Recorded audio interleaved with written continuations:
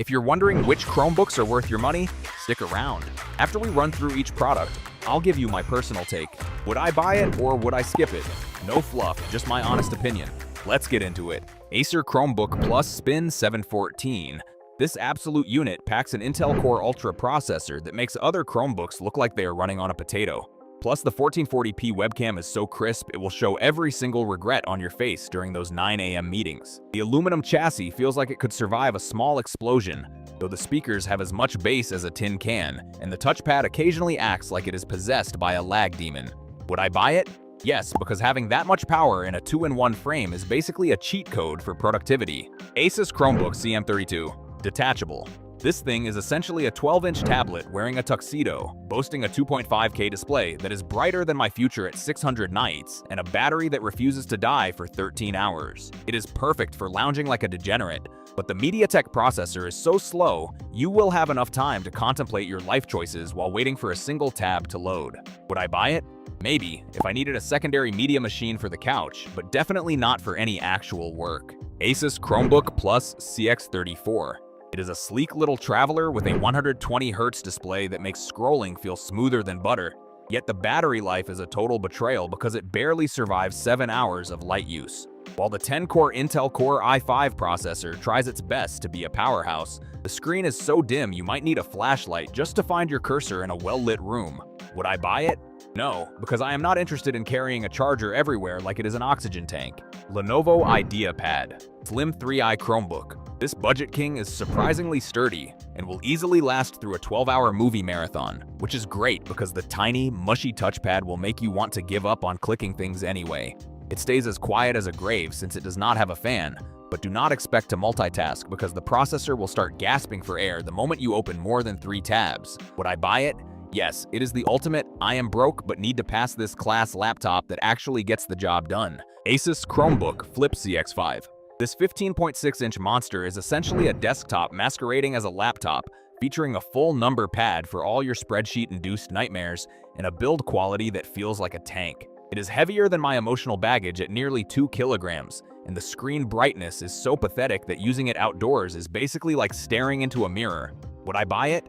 No, because it is too bulky to be portable and too dim to be a primary workstation. Lenovo Chromebook Plus 14.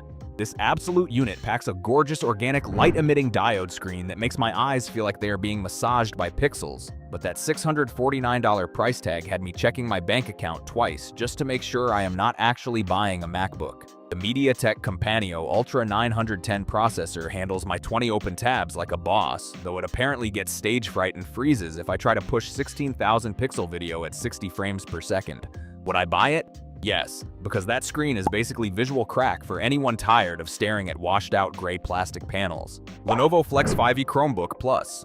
I flipped this 2-in-1 more times than a cheap pancake and the hinge did not explode, which is honestly a miracle given how chunky and heavy this thing feels in my backpack. It beats the Acer Vero by a mile in benchmarks, but the battery life is so average that I am basically tethered to a wall outlet like a modern-day digital prisoner. Would I buy it? Maybe, if you really need a tablet mode for drawing and do not mind developing some serious biceps from carrying it around. Acer Chromebook Plus Spin 514. This thing is the overachiever of the group with an Intel Core i5 that actually lets me pretend I am a professional gamer, though the price is steep enough to make me question if I should just buy a real laptop. It outscored the Flex 5i in the benchmarks by a respectable margin, but honestly, it is basically a fancy metal rectangle that costs way too much for something running a browser. Would I buy it?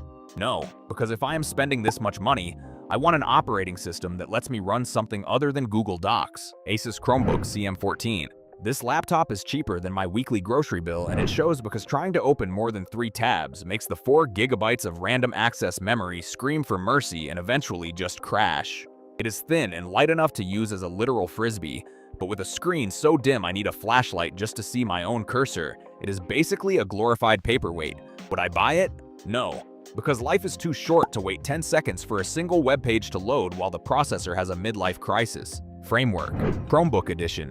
I literally took this thing apart and put it back together just because I could, which is great because for $999, I expect to be able to fix every single mistake I make. It is a modular beast that flies through video edits, but it lacks a fingerprint scanner and a touchscreen, making it feel like a high-tech dinosaur that forgot some basic evolution. Would I buy it?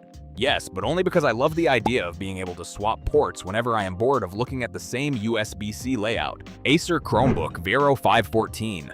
This laptop is basically an eco-warrior's fever dream made of recycled plastic that feels like a rough canvas, but at least you can pretend you're saving the turtles while staring at a display so dim you will need a flashlight just to find your cursor. It handles Chrome OS like a champ with that Core i7, making it way faster than the Lenovo Duet. Though paying nearly $1,000 for a glorified web browser feels like buying a Ferrari to drive to the mailbox. Would I buy it?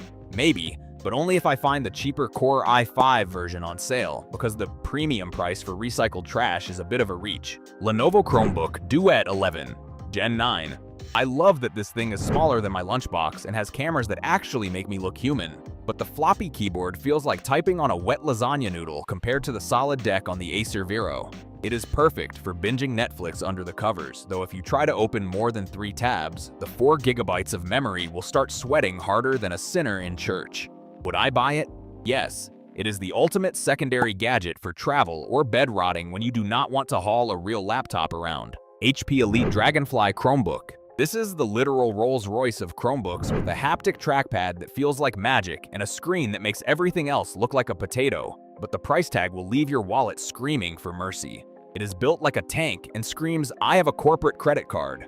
Yet it still suffers from that annoying screen bounce that makes it feel like it is nodding along to your Zoom calls. Would I buy it?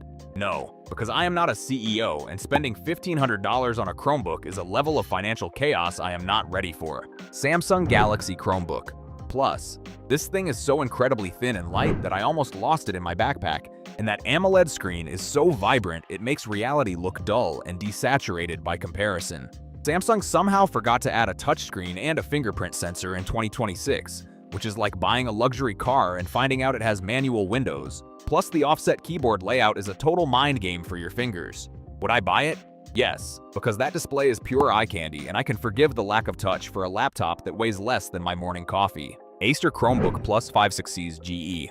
This is supposed to be a gaming laptop despite not having a real graphics card, but the 120Hz refresh rate makes scrolling through Reddit feel smoother than butter on a hot pancake. It is a massive 16-inch beast that makes the Lenovo Duet look like a toy, though the speakers have as much bass as a tin can and the keyboard feels a bit mushy when you are trying to sweat in a cloud gaming session. Would I buy it? Yes, it is a productivity powerhouse with a big screen that actually lasts 10 hours on a charge, which is a rare win for a gaming rig. Samsung Galaxy Chromebook 2360. This little tank has a 2560 by 1600 resolution screen that makes everything look sharper than my ex's insults. But with only 4 GB of random access memory and an Intel Celeron processor, it has the processing power of a literal toaster. It is built like a brick and weighs nearly 3 pounds despite being tiny. Yet the battery dies in just 6.5 hours, which is basically enough time to watch one movie and cry myself to sleep. Would I buy it? No, because I refuse to pay premium prices for a laptop that stutters if I open more than 3 tabs at once. HP Chromebook Plus X360 14. This beast actually has a 12th generation Intel Core i3 processor, so it does not feel like it is running on a hamster wheel, and that 16:10 aspect ratio screen gives you plenty of room for activities, even if the 250 nits of brightness is dimmer than my future. It is made of actual aluminum and feels like a real laptop compared to the Samsung, though the 3.34-pound weight means it is basically a gym workout if you carry it in your backpack all day. Would I buy it? Yes, it is a total steal when it is on sale because it actually handles multitasking without having a mental breakdown. Thanks for watching. I hope this video helped you pick the Chromebooks for you. If you have any questions, drop a comment below. Links to all of these products mentioned in this video will be in the description.